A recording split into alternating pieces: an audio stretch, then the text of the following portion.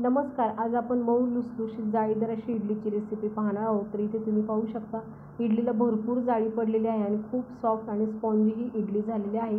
आणि त्यासोबत ही आंबट गोड चटणी तर ती अत्यंत अप्रतिम झालेली आहे, खूप टेस्टी झालेली आहे. तर पुन्हा एकदा माझ्या यूट्यूब चॅनल आपल्या सर्वांचे खूप खूप मनापासून स्वागत.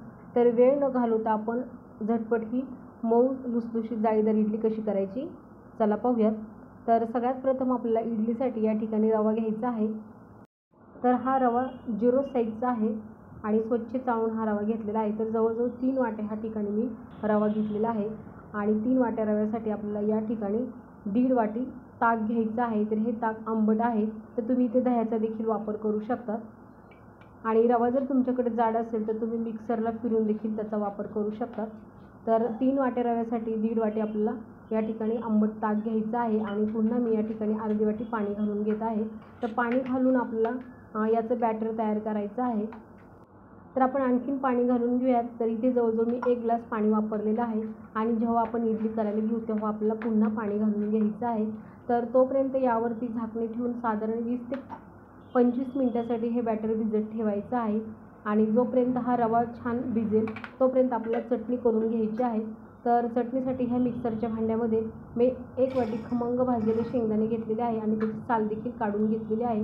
आणि यामध्येच आपल्याला अर्धे वाटी डाळे घालून घ्यायची आहेत, म्हणजे ही फुटाण्याची डाळ आहे.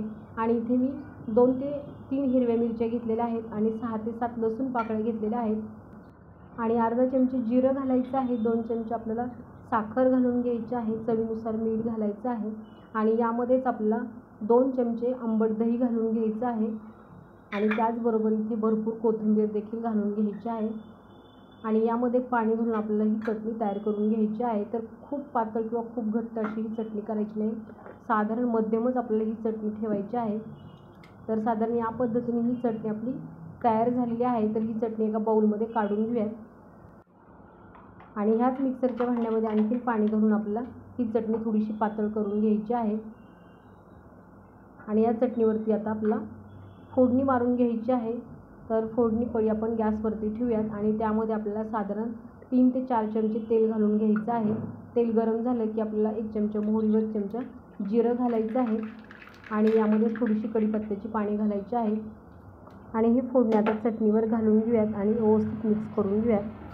तर आपली इडलीची चटणी आता तयार आहे. तर या ठिकाणी रवा देखील छान फुललेला आहे. तर जवळजवळ अर्धा तास आपण हा रवा भिजत ठेवलेला होता.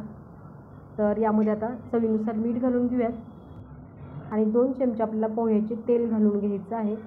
आणि पुन्हा व्यवस्थित आपण मिक्स करून घेऊयात. तर हा रवा आता छान फिटून घ्यायचा आहे. तर आपण पाणी घालून हा रवा फिटून घेऊयात आणि इथे आपण मॅशरचा वापर करूयात, म्हणजे रवा छान फेटला जाईल. तर पाणी लागेल असं आपल्याला घालून ह्याचं बॅटर तयार करून घ्यायचं आहे.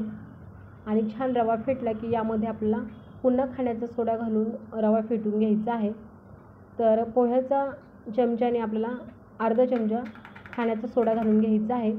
आणि तुमच्याकडे जर खाण्याचा सोडा नसेल तर तुम्ही 1 इनोचं पॅकेट वापरलं तरी चालेल. तर इथे मी अर्धा चमचा खाण्याचा सोडा घालून घेतलेला आहे. आणि पुन्हा थोडंसं पाणी घालून आपल्याला हँड मिक्सरने हा रवा फेटून घ्यायचा आहे. तर रवा जेवढा जास्त फेटला जाईल तेवढा इडली छान फुलेल आणि स्पॉन्जी होईल. तर आता हे बॅटर आपलं साधारण या पद्धतीने तयार आहे. तर आता आपण इडल्या करायला घेऊयात. तर इडली पात्रामध्ये आपण भांड्याला तेल लावून घेऊयात आणि यावरती इडली घालून घेऊयात.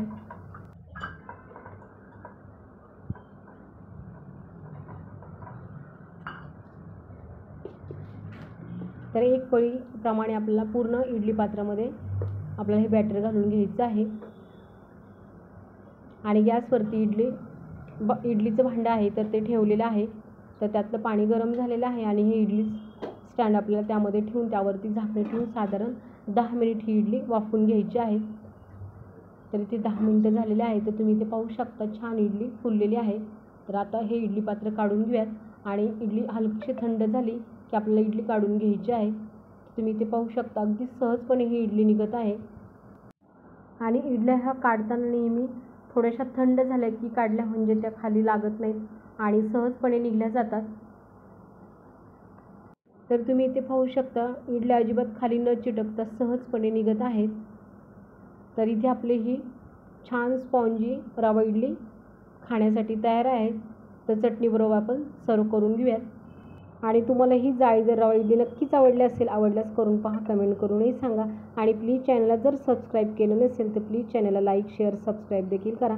पुन्हा भेटूया असंच काहीतरी नवीन घेऊन पुढच्या व्हिडिओमध्ये. तोपर्यंत नमस्कार. रेसिपी पाहिल्याबद्दल धन्यवाद.